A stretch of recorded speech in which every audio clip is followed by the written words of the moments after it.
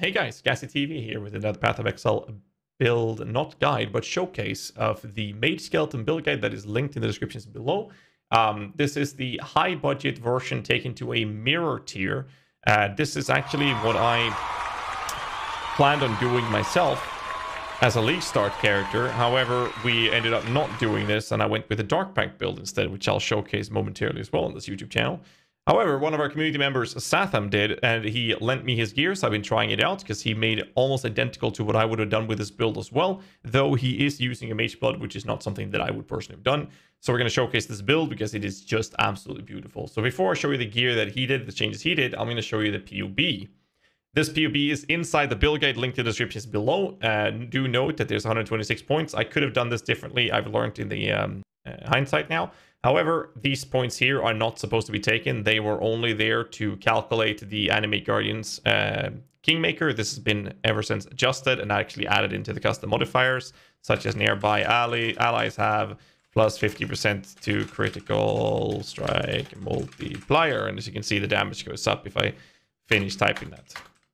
So that's what I was going to do instead of showing this, but this is in the POB, so I'm just going to take that away. But as you can see, the damage is 135 million. There's a few changes you can do to bring this to 141 million, and this is how a properly designed mirror tier version or a very high budget version of a Mage Skeleton build is designed and actually executed.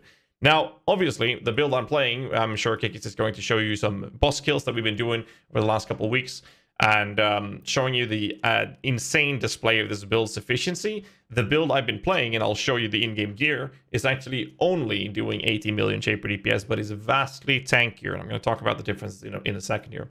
So basically, this is the generic tree. We're using a Dead Reckoning. The cluster jewels are very expensive. They're supposed to have a good amount of HP, 35% increase effect with Vicious Bite. The suffix can either be increased attack and cast speed, it can be chaos resistance, it can be all attributes, it can be elemental resistances, depending on what you need for your gear's requirements.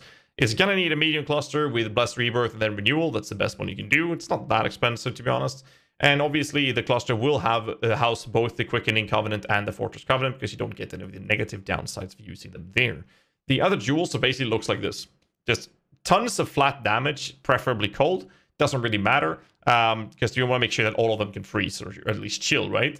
But if it's go cold, lightning, fire, doesn't matter. And then you want to have cast speed, mini damage when you use a minion skill recently, which triggers from your Convocation, your Summon Skeletons, as well as your Predator from a single prey from your Predator gem, and obviously a high tier of life. That goes from every single jewel in the entire gear. Skill-wise, we're putting the Skeletons in a helmet, where we're using VSS, Awaken Spell Echo, Awaken Elemental Focus, which you can change if you want to do shocks from your Skeletons, which actually achieves better shock value. And then you can do increased critical strike damage, and you need 2 white sockets in the helmet so that you can switch, and not the Echo, not the Skeletons, of course, and switch those for Awaken GMP together with the Pierce. I have a volley in the PoE, but you can do Awaken GMP instead. Trigger, very straightforward. Desecrate Bone Offering and Life Tap. Have an Arcanist brand that casts Orb of Storms, which will do the Sniper's Mark as well, but Orb of Storms is there to trigger hits. And then you have utility, which would be Raise Zombie, Raise Spectre, and a Guardian, Minion Life. There's a tons of different approaches you can do in terms of utility, so this is just a generic setup for it. Auras, Skitterbots, and Light and Precision at a higher level, as high level as you can make it, depending on your mana. Determination for your own sake. Auras, Awaken Generosity with Cemetery. Put a Stone Golem with Feeding Frenzy, and you're good on that end. Flame Dash for mobility, and of course Convocation. Item-wise, very straightforward. For the best damage approach, you use Darkness Enthroned with some juicy jewels that I showed you earlier. Or you can go with Mage Blood, which is costing you a ton more, but that's going to give you a ton of defense. Wand, just a high minion damage +2. Suffixes should be a high tier or a unveiled chosen of the cast speed for your minions. And of course, the Crusader modifier with increased efficiency of your Cemetery aura. And obviously the trigger. This is a very expensive wand. Shield is actually rather easy. Now, obviously, the Kingmaker is only added there for the Animate Guardian's Kingmaker stats. And as you can see in the configuration, the enemy's resistance is down to minus 50%. That's because of the Fleshcrafter. This is what I've changed. The Animate Guardian should be using a Shaper Helmet elevated with increased nearby enemies take increased elemental damage, which looks like this. Nearby enemies take 9% increased elemental damage. And as you can see, we're doing almost 142 million shaper DPS with a helmet like this. And that's actually works together with resistances because this one doesn't actually lower the res. The other stats on the shield should just be life recovery and block, preferably a spell block, and high life. And if you can get minimum endurance charges, that's amazing. Helmet, mirror tier helmet. You're going to go with +3 minion damage, bench crafted skeletons with skeletons enchant, elevated hypothermia, elevated crit with the essence of horror. That is the mirror tier helmet. This is the exact helmet that, if you exclude the bench craft, because normally you use specters in the past, that myself, together with Andrew and Kaka, we craft this helmet every league. We didn't do it last league. We didn't do it this league. Every other league, we have been the ones crafting this helmet for the community. This is just the mirror tier helmet for that. Best case scenario for Fleshcraft would be double corruption since we're putting our auras in it. So anything that scales AoE gems or aura gems. Gloves, elevated unnerve on hit. This is why we use Aura Storms in our Arcanist brand. So it actually generates a hit, which will make enemies taking 10% increased spell damage. And obviously with the Redeemer for elevated minion damage. The other stats doesn't matter. You preferably want some dexterity on this if you get that. Alber's Warpath, Krangle with +1 extra skeleton.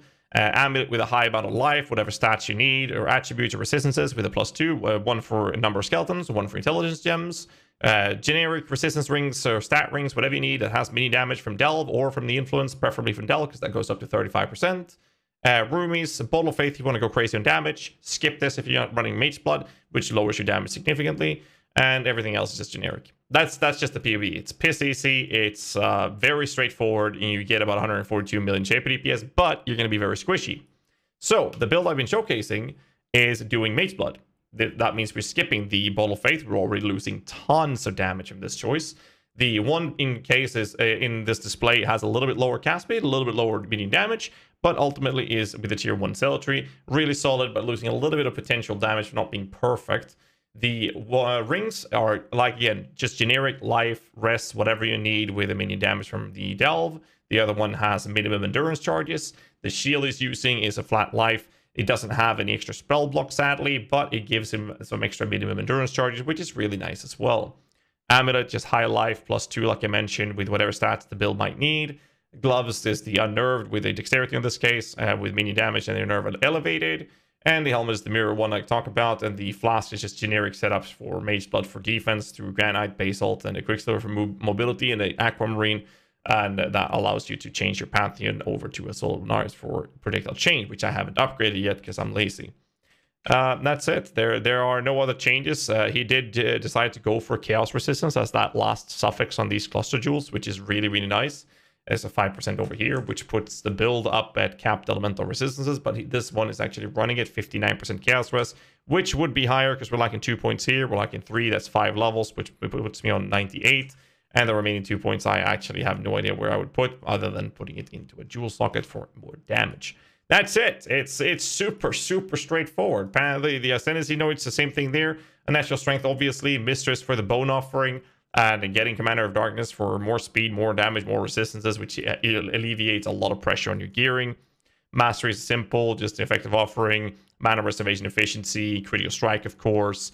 You know, the whole shebang, basically. It's super generic, super straightforward, and very, very easy to play. Obviously, we're taking both of the increased life and the 50 flat on the life masteries. And that's it. That's how you do 140+ million shaper DPS with a Mage Skeleton build. And the version I've been playing is bit more defensively put with about 80 million. This build has actually proven to do 6-man HP feared with all of them released at once. It was an absolutely insane to try, but it was fun. It was really fun, and the build pulled that off pretty admirably. But yeah, this build is running services on any boss in the entire game, and that's it. That's all I have to say.